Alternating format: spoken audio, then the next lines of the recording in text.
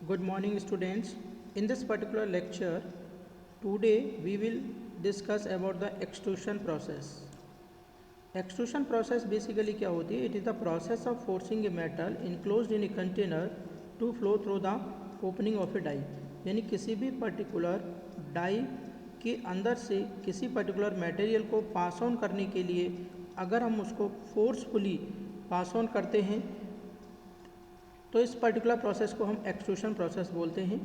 इस particular process में metal is subjected to plastic deformation.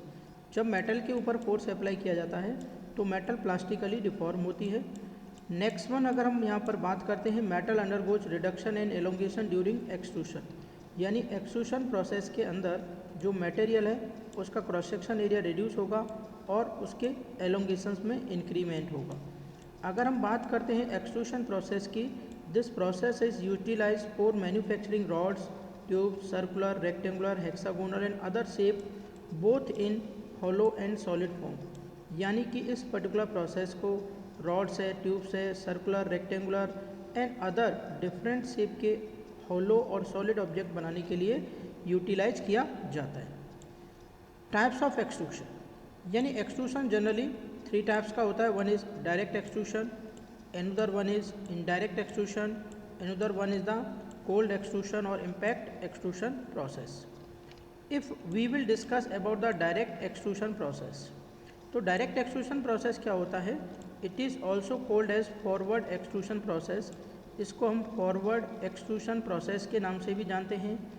in this particular process the flow of material through the die is in the same direction as in the movement of the ramp। यानी कि जैसा कि हम इस diagram में देख रहे हैं, this is the direction of moving of the ram and this is the direction of the movement of the material that is passing through the die. यानी कि जो मटेरियल है उसके मूवमेंट की डायरेक्शन एंड रैम के movement की direction क्या है बच्चों? यहाँ पर एक ही डायरेक्शन में है। तो इस पर्टिकुलर प्रोसेस को हम क्या बोलते हैं? एक्सट्रूशन प्रोसेस बोलते हैं। हॉट बिलेट यानी वर्क पीस इज यूज, इसके अंदर हॉट बिलेट, तो this is your hot billet और वर्क पीस है जो हम यहाँ पर यूटिलाइज कर रहे हैं। And these are the die through which we are passing this particular work piece, जिसके थ्रू हम यहाँ पर वर्क पीस को पास ऑन कर रहे हैं। And this is known as direct extrusion process, और इसको हम क्या बोलते हैं? डायरेक्ट एक्सट्रूशन प्रोसेस के नाम से जानते हैं। Next one is indirect extrusion process. It is also called as backward extrusion. इसको हम बैकवर्ड एक्सट्रूशन के नाम से भी जाना जाता है। Flow of metal through the die is in the opposite direction as the movement of the ram. यहाँ पर जो पर्टिकुलर मेटल का फ्लो होता है, ठीक है, वो डाई के मूवमेंट के अपोजिट डायरेक्शन में होता है।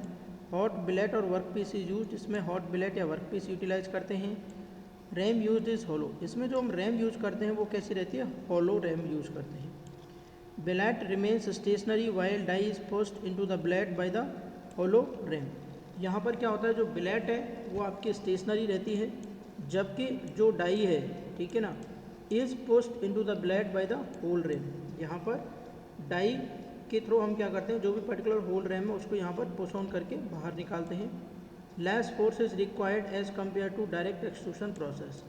और अगर हम इसकी बात करते हैं तो यहाँ पर लेस फोर्स रिक्वायर्ड होता है as compare to direct extrusion process, क्योंकि यहाँ पर हमें कम क्रॉस सेक्शन एरिया पर फोर्स अप्लाई करना होता है as compare to direct extrusion process. This is the diagram, here we are seeing this is the blade and this is the area on which we have to do some work when we will move the particular given hollow ram. यानी जब भी हम इस particular given hollow ram को movement करते हैं तो we have to apply the force against this cross section area only. हमें सिर्फ इसी क्रॉस सेक्शन एरिया के अगेंस्ट में वर्कआउट करना होता है। इनडायरेक्ट एक्सट्रूशन, इसको हम इनडायरेक्ट एक्सट्रूशन के नाम से भी जानते हैं। Next one is the cold और इम्पैक्ट एक्सट्रूशन। अगर हम यहाँ पर डिस्कशन करते हैं कोल्ड और इम्पैक्ट एक्सट्रूशन की, तो कोल्ड और इम्पैक्ट एक्सट्रूशंस आपको ये बताता है it is carried out at higher velocity. Cold और इम्पैक्ट एक्सट्रूशन को हम हाई वेलोसिटी पर कैरिड आउट करते हैं। और अगर हम बात करते हैं यहाँ पर unheated metal is placed in the die cavity. Cold और इम्पैक्ट एक्सट्रूशन प्रोसेस के अंदर जो भी मटेरियल होता है उस पर्टिकुलर मटेरियल को हम क्या करते हैं?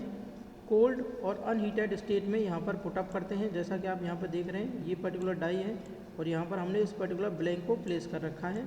This is the die and this is the stripper plate through which we are applying the force with the help of the punch. ये पंच के थ्रू हम क्या कर रहे हैं, यहाँ पर फोर्स अप्लाई कर रहे हैं। अगर हम बात करते हैं यहाँ पर punch is force into the die cavity, die cavity के अंदर पंच को फोर्स करते हैं, causing the metal to flow upward through the gap between punch and die, जिसमें मेटल क्या करता है, अपवर्ड डायरेक्शन में, यहाँ पे जो फिलिंग गैप है इस डायरेक्शन में यहाँ पर ये मूवमेंट करता है। Toothpaste tubes are made by this process, यानी कि ये जो जनरली प्रोसेस है कोल्ड और इम्पैक्ट एक्सट्रूशन प्रोसेस, इस केसेस में हम जनरली जो कि कोल्ड एक्सट्रूशन प्रोसेस का यूटिलाइजेशन करते हैं टूथपेस्ट वगैरह बनाने के लिए।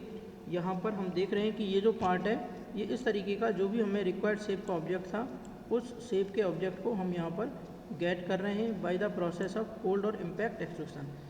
इम्पैक्ट एक्सट्रूशन में क्या होता है कि हम जो भी पर्टिकुलर लोड अप्लाई करते हैं सडनली अप्लाई करते हैं और जो गैप होता है इस गैप में से मटेरियल फिलअप होके बाहर निकलता है और जो पंच के सहारे निकलता है, जिससे कि क्या है मटेरियल को जो भी रिक्वायर्ड शेप है उसको हम गेट कर लेते हैं। ये जो फोर्स है यहाँ पर इसको सडनली लगाया जाता है, ना कि ग्रेजुअली, क्योंकि जो भी पर्टिकुलर ऑब्जेक्ट बनता है आपका due to the impact extrusion process से बनता है। Thank you very much.